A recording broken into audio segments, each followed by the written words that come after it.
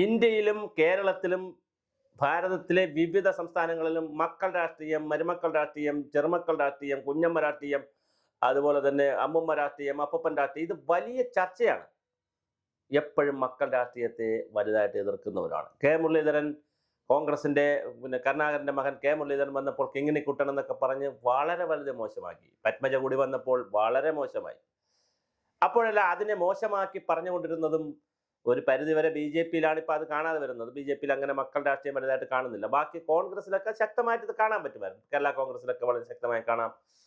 എല്ലാ പാർട്ടിയിലും ഇത് കാണാം. ഇപ്പോൾ ആർ എസ് പിയിൽ ഇപ്പോൾ അടുത്ത പ്രേമേന്ദ്രന്റെ മകൻ വരാൻ നോക്കിയെങ്കിൽ ആർ എസ് പിയിലും ആയന്.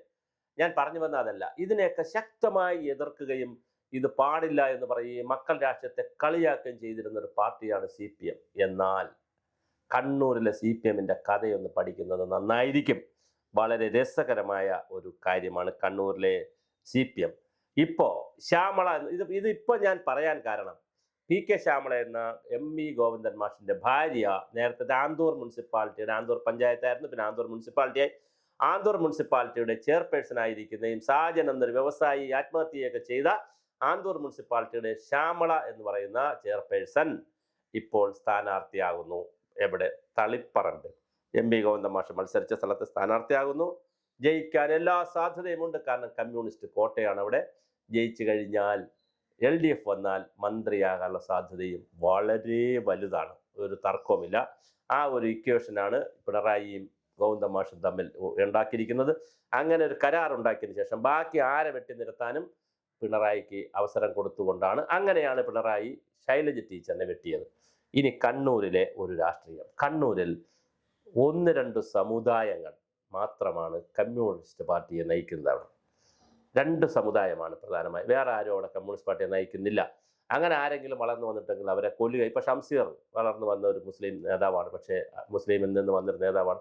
ഷംസീറിന് ഇപ്പോൾ സീറ്റില്ല. അപ്പോൾ ആ കഥ കഴിഞ്ഞു. ഞാൻ പറയാൻ പോകുന്നത് മറ്റൊരു കഥയാണ്. എല്ലാം മരുമക്കത്തായ സമ്പ്രദായം സുഭദ്രാമ്മയ്ക്കും മക്കൾക്കും അപ്പനും ഒക്കെ തന്നെയാണ്.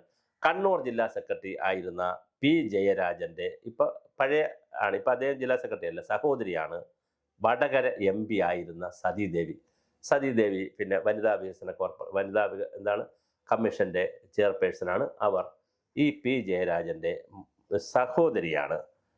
ഇവരെ 2 പേരുടെയും ചെറിയമ്മയുടെ മകളാണ് മുൻ മന്ത്രിയായിരുന്ന ശ്രീമതി ടീച്ചർ. ഇവരെ കുടുംബക്കാർ തന്നെയാണ്. അതിനകത്തുള്ള അലുക്കുലുക്ക് ബഹളം അടിയാണ് അവിടെ കാണുന്നത്. വേറെ ഒരു പഴയ മാടമ്പി സമ്പ്രദായത്തിനകത്തുള്ള ഒരു അടി സമ്പ്രദായം, ഒരു 1-2 കുടുംബങ്ങളുടെ അടി സമ്പ്രദായമാണ് കണ്ണൂർ രാഷ്ട്രീയം. അല്ലാതെ നമ്മളീ പറയുന്ന കാര്യവും അവിടുത്തെ ഹരിജനങ്ങൾക്കോ ഹരിജനങ്ങൾ ഇപ്പം ഇല്ല, പട്ടികവർഗ്ഗക്കാർക്കോ ദളിതന്മാർക്കോ ആദിവാസികൾക്കോ മുസ്ലിങ്ങൾക്കോ ഒന്നും കമ്മ്യൂണിസ്റ്റ് പാർട്ടി കയറി തിരിഞ്ഞു നോക്കാനേ പറ്റൂല. ഒരു കാര്യമില്ല. ശ്രീമതിയുടെ, ഈ പി കെ ശ്രീമതിയുടെ അനിയത്തിയുടെ ഭർത്താവാണ് നേരത്തെ MLA ആയി മന്ത്രിയൊക്കെ ആയിരുന്ന ഇ പി ജയരാജൻ. അതുപോലെ തന്നെ ശ്രീമതിയുടെ മറ്റൊരു ബന്ധുവാണ് ശ്രീമതിയുടെ മറ്റൊരു ബന്ധുവാണ് കർഷക തൊഴിലാളി സംസ്ഥാന സെക്രട്ടറി മന്ത്രിയൊക്കെ ആയിരുന്ന എം വി ഗോവിന്ദൻ എന്ന് പറയുന്നതും ഒരു ബന്ധുവാണ്. ഇപ്പോൾ സി പി എമ്മിൻ്റെ സംസ്ഥാന സെക്രട്ടറിയാണ്. ഗോവിന്ദൻ്റെ ഭാര്യ നമ്മൾ പറഞ്ഞു, പി കെ ശ്യാമള. അവർ മുനിസിപ്പൽ ചെയർപേഴ്സൺ ആയിരുന്നു. ജനാധിപത്യ മഹിളാ അസോസിയേഷൻ്റെ സംസ്ഥാന നേതാവായി. അവരിപ്പോൾ MLA ആയി മത്സരിക്കുന്നു. മുൻ മന്ത്രി ശൈലജയുടെ സഹോദരനാണ് രാകേഷ്, ഇപ്പോഴത്തെ കെ രാകേഷ്. ശൈലജയുടെ ഭർത്താവ് ഭാസ്കരൻ മട്ടന്നൂർ മുനിസിപ്പാലിറ്റിയുടെ ചെയർപേഴ്സൺ ആയിരുന്നു. ചുരുക്കത്തിൽ അവർ ബന്ധുമിത്രാദികളെല്ലാം കൂടി ഇതങ്ങ് കൊണ്ട് നടക്കുകയാണ്. കോഴിക്കോട് ജില്ലാ സെക്രട്ടറി മോഹനൻ്റെ ഭാര്യ ലതിക. അവർ പിന്നെ 2 പേരും നേരത്തെ രാഷ്ട്രീയത്തിൽ ഉണ്ടായിരുന്നു എന്നുള്ള ഒരു ഗുണമുണ്ട്. വളരെ ചെറിയ പ്രായം മുതലേ 2 പേരും രാഷ്ട്രീയത്തിൽ വന്നതിന് ശേഷമാണ് കല്യാണം കഴിച്ചത്. അല്ലാതെ ഭാര്യയായ ലതിക മോഹൻകുമാറിൻ്റെ മോഹൻ്റെ ഭാര്യ ആയതുകൊണ്ട് ലതിക പാർട്ടിയിൽ വന്നതല്ല. ലതിക പാർട്ടിയിൽ പ്രവർത്തിച്ചിരുന്നു, മോഹനും പ്രവർത്തിച്ചിരുന്നു. പിന്നെ അവർ കല്യാണം കഴിച്ചതാണ്. അതുകൊണ്ട് അവർ ബന്ധുക്കളാണെന്ന് സാന്ദർഭികമായിട്ട് പറയാം എന്നുള്ളതേ ഉള്ളൂ. ബിന്ദുവിൻ്റെ ഭർത്താവാണ് നമ്മുടെ വിജയരാഘവൻ. അതുപോലെ തന്നെ പിന്നെ വിനോദിനി ബാലകൃഷ്ണൻ എന്ന് പറയുന്നത് ഇവരുടെയൊക്കെ ഈ അമ്മാവൻ്റെ മകളായിട്ട് വരും. അങ്ങനെ ഞങ്ങളുടെ മക്കളും സുഖത്തോടെ കോടികൾ മുടക്കി ബിസിനസ്സും. പിന്നെ ഇതിനകത്തുള്ള മറ്റൊരു പ്രധാനപ്പെട്ട കാര്യം, ഇവർക്കെല്ലാം അല്ലെങ്കിൽ ഇവരുടെ മക്കൾക്കോ ഇവർക്കോ എല്ലാം അത്യാവശ്യം ബിസിനസ് ഉണ്ട്, അല്ലെ ബിസിനസ്സിൽ പാർട്ട്ണർഷിപ്പ് ഉണ്ട്. അപ്പോൾ നല്ല രസകരമായിട്ടുള്ള കാര്യങ്ങളാണ് അവിടെ നടക്കുന്നത്. അവിടെ വലിയ രസകരമാണ്. എന്നാൽ ഇവരുടെ ആരുടെ മക്കളോ ഒന്നും കേസിൽപ്പെട്ടിട്ടില്ല.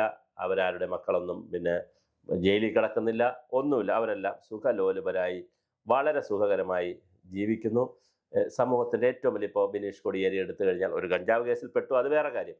സിനിമ എടുക്കുക, പിന്നെ ഒരുപാട് വലിയ വലിയ കാര്യങ്ങൾ ചെയ്യുക, ബിസിനസ്സുകളുമായി മാഗ്നറ്റുകളുമായിട്ടുള്ള ബന്ധങ്ങൾ, ഇങ്ങനെയുള്ള ജീവിതമാണ് നയിക്കുന്നത്. ഈ കമ്മ്യൂണിസ്റ്റ് പാർട്ടിയുടെ വളരെ സാധാരണ ജനങ്ങൾ, പാവപ്പെട്ട ആളുകൾ ഇപ്പോഴും മുദ്രാവാക്യമൊക്കെ വിളിച്ചു നിൽക്കുമ്പോഴും ഒരു 1-2 സമുദായം, ഞാൻ സമുദായം പറയുന്നത് ശരിയല്ല, 1-2 സമുദായത്തിൽപ്പെട്ടവരും ഏറ്റവും അടുത്ത ബന്ധുമിത്രാദികളുമായിട്ടുള്ള ഒരു 8-10 പേരാണ് കണ്ണൂർ രാഷ്ട്രീയം നയിക്കുന്നത്.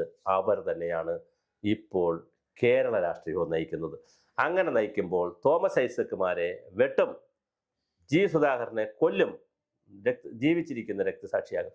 ജി സുധാകരൻ്റെ സഹോദരൻ മരിച്ച രക്തസാക്ഷിയാണെങ്കിൽ ജീവിച്ചിരിക്കുന്ന രക്തസാക്ഷിയാക്കി ജി സുധാകരനെ മാറ്റും. അതുപോലെ തന്നെ ഓരോ പ്രദേശത്തും രാജേന്ദ്രനെ കളയും. മൂന്നാറിൽ ഐഷ പോറ്റിയ കൊട്ടാരക്കരയിൽ കളയും. കളഞ്ഞതാണോ ഇറങ്ങിപ്പോയതാണോ, എന്തായാലും ഇറങ്ങിപ്പോകണമെങ്കിൽ കാരണം വേണമല്ലോ. അങ്ങനെ തെക്കൻ കേരളത്തെ അടിമുടി റെഡിയാക്കുന്ന രീതിയിൽ ഒരു കുടുംബവാഴ്ചയാണ്, ഒരു കുടുംബാധിപത്യമാണ് നമ്മൾ കേരളത്തിൽ കാണുന്നത്. നമ്മളെ ആളുകളൊക്കെ വിചാരിച്ചിരിക്കുന്നത് ഇത് ജനാധിപത്യമുള്ള പാർട്ടിയാണ്, കേന്ദ്രീകൃത ജനാധിപത്യമാണ്. 3 വർഷത്തിലൊരിക്കൽ സമ്മേളനം നടത്തുന്നു. Branch committee, local committee, area committee, ജില്ലാ കമ്മിറ്റി, സംസ്ഥാന കമ്മിറ്റി, സംസ്ഥാന സെക്രട്ടേറിയറ്റ്, പിന്നെ കേന്ദ്ര കമ്മിറ്റി, പോളിറ്റ് ബ്യൂറോ, എന്തൊരു ഘടനയാണ് ഇതിനകത്ത്. ഈ ഒന്നുമില്ലെന്നേ. ഇതെല്ലാം തീരുമാനിക്കുന്നത് 1, 2, 3, 4, 5 കുടുംബങ്ങളാണ് ഇത് മുഴുവൻ തീരുമാനിക്കുന്നത്. കേരളത്തിലെ കമ്മ്യൂണിസ്റ്റ് പാർട്ടിയുടെ മുഴുവൻ കഥകളും തീരുമാനിക്കുന്നത് 3, 4 കുടുംബങ്ങളാണ് എന്ന്, അവർ ബന്ധുമിത്രാദികളുമാണ് എന്ന് ആരാണിത് പറഞ്ഞു കൊടുക്കുക, തിരിച്ചറിയുക. അതിനകത്ത് വന്ന ഒരു ഗുണം, ഈ ബന്ധുമിത്രാദികളിൽ നിന്ന് വ്യത്യസ്തമായി ഇവരുടെ ബന്ധുമിത്രാദി അല്ലാത്ത ഒരു പിണറായി വിജയൻ അവിടെ വളർന്നു വന്നു എന്നുള്ളതാണ്. അദ്ദേഹം പക്ഷേ ഈ ബന്ധുമിത്രാദികളെയൊക്കെ വളരെ ഭംഗിയായി, അവരുടെ ബന്ധുത്വത്തെയും മിത്രത്വത്തെയൊക്കെ വളരെ ഭംഗിയായി തന്നെ അദ്ദേഹം മുന്നോട്ട് കൊണ്ടുപോകുന്നു. അതിന് അദ്ദേഹം ഒരു പോറലും ഏൽപ്പിച്ചിട്ടില്ല.